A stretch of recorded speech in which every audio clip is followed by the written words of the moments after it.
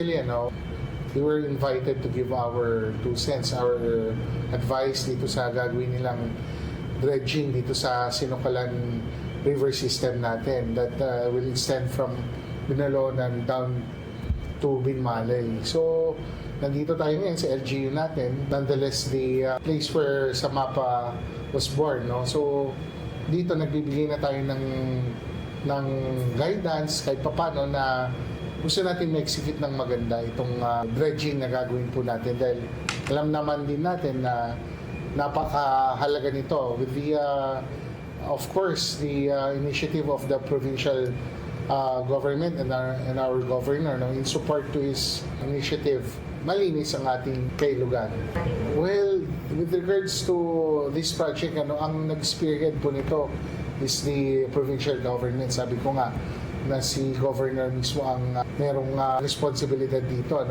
So tayo, dahil karamihan ng mga members natin, from San Fabian, Dagupan, Binmalay, Lingayen, all the way to Bani, Bolinao, yung mga madadaan na ito dredging program natin, gusto natin may saayos.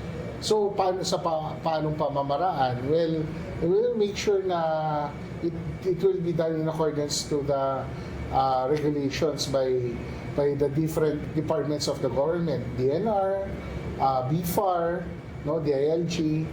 Kailangan ito kasi there is proper coordination sa mga barangay natin, sa mga tao para they can prepare ahead.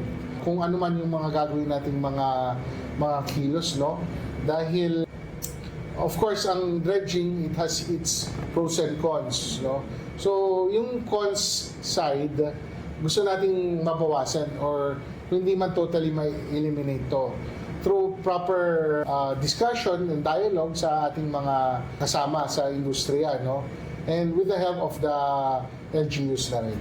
Well, Samapa has the most members with regards to the representation pagdating sa aquaculture. So karamihan ng mga madadaanan itong mga kailugan dito